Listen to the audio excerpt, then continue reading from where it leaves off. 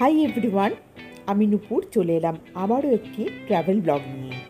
প্রত্যেকের জীবনে একটা ড্রিম ডেস্টিনেশন থাকে, সেরকমই 2025 সালের 26শে মে আমি আমার স্বপ্নে ট্যুরে বেরিয়ে পড়েছিলাম হাওড়া থেকে।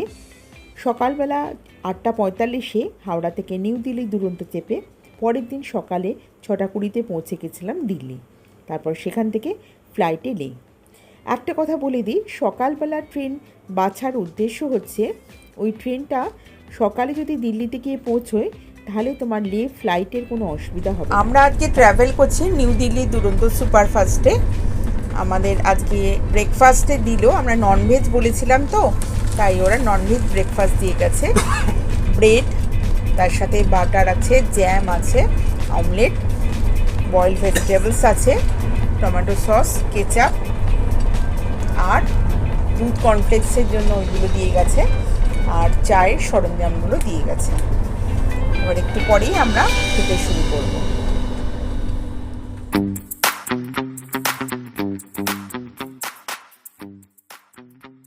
ট্রেন ঝাড়খণ্ডের মধুপুর, গিরিডি, শিমুলতলা ক্রস করছে। এই জায়গাটা হচ্ছে পুরোপুরি মালভূমি। ভীষণ সুন্দর, দারুণ একদম গরম গরম দুধটা খেতে আমার মনে হচ্ছে এত টেস্টি আর এত ভালো। Very lucky. স্যুপের সাথে সল্ট আর পিপার দিয়েছে, আর তার সাথে স্যুপ স্টিক। চলন্ত ট্রেনে স্যুপ খেতে খেতে বাইরেটা দেখা। আবার মধুপুর, শিমুলতলা। ট্রেনে আমাদের দুপুরে লাঞ্চ দিয়ে দিল, গরম ভাত সাথে বাটার, ডাল দিয়েছে, তার সাথে একটা আলু উচ্ছে ভাজা দিয়েছে, আর এখানে রয়েছে চিকেন আর দই, সাথে ম্যাঙ্গো পিকল আর সল্ট আছে। দুর্দান্ত খাবার, পরপর খেয়েই চলেছি। প্রথমে দিল ব্রেকফাস্ট, তারপরে স্যুপ, তারপরে খাবার। এখন জমিয়ে খাবারটা খেয়ে একটু রেস্ট, একটু ঘুমোনো।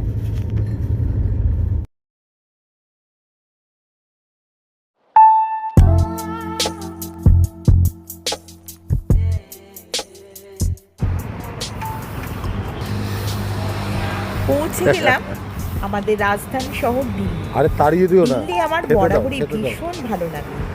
আমরা যেহেতু বিফোর টাইম পৌঁছে গেছিলাম, তাই হাতে আমাদের অনেকটা সময় ছিল, তাই সকালবেলা আমরা দিল্লির সাইট সিন করে তারপরে এয়ারপোর্টে পৌঁছেছিলাম। এখন যেখানটা পাস করছি এখানটা হচ্ছে দিল্লির কনট প্লেস এবং পালিকা বাজার। এখানে আন্ডারগ্রাউন্ডে একটা বিশাল বড় মার্কেট রয়েছে। যদিও এর আগে আমি অনেকবার দিল্লি এসছি এবং জায়গাগুলো আমার কিন্তু খুব একটা পুরনো নয়, তবু বারে বারে যেন দেখতে ভালো লাগে। সকালবেলার ওয়েদার কিন্তু খুব ঠান্ডা ছিল, কাজে আমাদের ঘোরাঘুরি করতে কোনো অসুবিধা হয়নি। এরপর আমরা যেটা দেখলাম সেটা হচ্ছে এখানকার বিখ্যাত মেট্রো। এয়ারপোর্ট যখন যাচ্ছিলাম তখন ওপর দিয়ে মেট্রো যাচ্ছিল। দিল্লি মেট্রো কিন্তু দেখার একটা অন্যতম বিষয়। আর তোমাদের জানার জন্য বলে রাখি, এয়ারপোর্টে টার্মিনাল নাম্বার 3-তে যদি তোমরা ধরতে যাও প্লেন, তাহলে কিন্তু ডাইরেক্ট মেট্রো সেখানে চলে যায়। কাজেই সেক্ষেত্রে তোমরা বাই কার না গিয়ে মেট্রো অ্যাভেল করতে পারো। এইভাবে দিল্লি শহর পরিক্রমা করতে করতে আমরা পৌঁছে গেলাম ইন্দিরা গান্ধী ইন্টারন্যাশনাল এয়ারপোর্ট। এখানে বন্ধুরা তোমাদের জন্য একটা ইনফরমেশান দিয়ে রাখি যে এখানে 3টি টার্মিনাল আছে, T1, T2 and T3। T1 এবং T2 এগুলো থেকে সাধারণত ডোমেস্টিক ফ্লাইট ছাড়ে, আর T3 থেকে সাধারণত ইন্টারন্যাশনাল ফ্লাইটগুলো ছাড়ে। আমরা দেশের মধ্যেই ট্রাভেল করছিলাম, আমাদের ফ্লাইট ছিল T1। আমরা কারাকোরাম এবং হিমালয় পর্বতে বিভিন্ন রেঞ্জ দেখে তো আমি অভিভূত। ওপর দিকে ট্রপোস্ফিয়ারেরও ওপরে ফ্লাইট উঠে গেছে, অর্থাৎ মোর দ্যান 30,000 ফিট। তার উপর থেকে নিচের পর্বতমালাগুলো যে কী অসাধারণ লাগছিল। বইয়েতে তো পড়েছিলাম যে দুটো পাহাড়ের মধ্য দিয়ে নদী উপত্যকা, এখন নিজের চোখে দেখে আমি অভিভূত যে এত সুন্দর প্রকৃতি।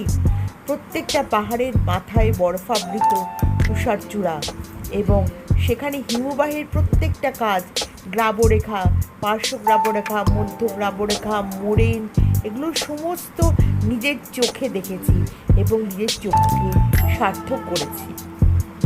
অপরূপ সে দৃশ্য। হিমবাহের ক্ষয়কাজ করি এডিটি পিরামিড চূড়া দেখতে দেখতে নিশ্চিত নিরাপত্তার মধ্যে লে এয়ারপোর্টে নামলাম। এখানে কোনো ভিডিও বা ছবি তোলা যাবে না, এই ছবিটা এয়ারপোর্টের বাইরে। এরপরে পৌঁছলাম আবু প্যালেস। আবু প্যালেস হোটেলটা কিন্তু ভীষণ সুন্দর, আর লের আবহাওয়া কিন্তু খুব ভালো। এখানে পৌঁছবার পর আমরা একটু ফ্রেশ হয়ে নিলাম। এখন হোটেলের বাইরে বেরোনো যাবে না। অনেক পরিশ্রম করে আমরা অ্যাট লাস্ট পৌঁছে গেছি স্বপ্নের দেশ লাদাখ। আমরা এখন রয়েছি লাদাখের রাজধানী লেতে। এই হোটেলে আমরা রয়েছি, নাম হচ্ছে আবু প্যালেস। এটা হচ্ছে টপ ফ্লোর, আর এইটা আমাদের হোটেল।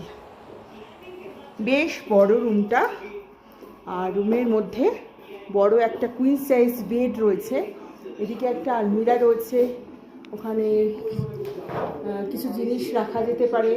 ওই পাশে ইন্টারকম রয়েছে, একটা টেবিল ল্যাম্প রয়েছে, পরপর দুটো সুন্দর চেয়ার রয়েছে এখান থেকে বসে বাইরের দৃশ্য দেখার জন্য। জলের বোতল, গ্লাস, কমপ্লিমেন্টারি দুটো বোতল। আমরা অনেকটা দেরি হয়ে গেছে, প্রায় 4টে বাজে। এখন একটু লাঞ্চ করে নেব। টিভি চলছে আর এখানে আমাদের লাগেজ আছে। বেশ সুন্দর, বেশ ভালো। আর এইটা হচ্ছে আমাদের টয়লেটটা।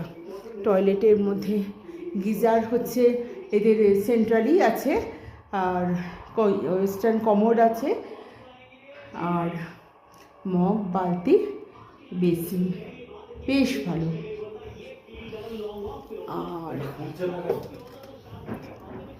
আর এখানটা দিয়ে বাইরের ভিউটা দেখো।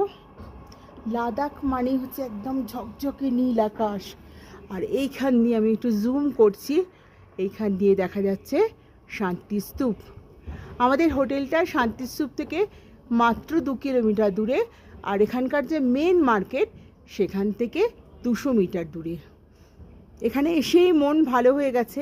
এত সুন্দর সুন্দর গাছপালা এবং ঝকঝকে নীল আকাশ, আর বেশ ঠান্ডা। কিন্তু আমরা এতটা জার্নি করে কলকাতা থেকে দিল্লি, তারপর দিল্লি থেকে এলাম, কিন্তু এসেও কিন্তু আমাদের বেশ ঠান্ডা লাগছে। আর ওই যে ওই পাশে বরফের পাহাড়। বন্ধুরা, এখন ভিডিও এই অবধিই থাক, একটু ফ্রেশ হইনি, তারপরে আবার সব দেখা। যখন লেতে পৌঁছালাম তখন প্রায় বেলা 4টে বাজে। তারপর একটু ফ্রেশ হয়ে আমরা তৈরি করা গরম গরম ভাত, ডাল, আলু ভাজা, স্যালাড এবং একটা তরকারি দিয়ে আমাদের দুপুরের খাওয়াটা শেষ করলাম। তারপর আমরা কথা মতো 2 ঘন্টা ঘুমিয়ে পড়লাম। ঘুমিয়ে পড়ার পরে আমরা উঠলাম তখন সন্ধ্যে 6:30 বাজে। চতুর্দিকে তখন ভর্তি আলো, দিনের আলোর মধ্যে আস্তে আস্তে 3 তলা থেকে নিচে নামলাম। আমাদের বলে দেওয়া হয়েছিল একদম তাড়াহুড়ো করবেন না, জোরে কথা বলবেন না, লাফিয়ে নামবেন না। আমরা সেই মতোই করেছিলাম। এই পর্বে বন্ধুরা শোনালাম সমুদ্র সমতল থেকে প্রায় 12,000 ফুট উপরে লে শহরে পৌঁছানোর গল্প। কেমন লাগলো তোমাদের অবশ্যই কিন্তু জানিও। পরের দিন আসবো অন্য এক গল্প নিয়ে।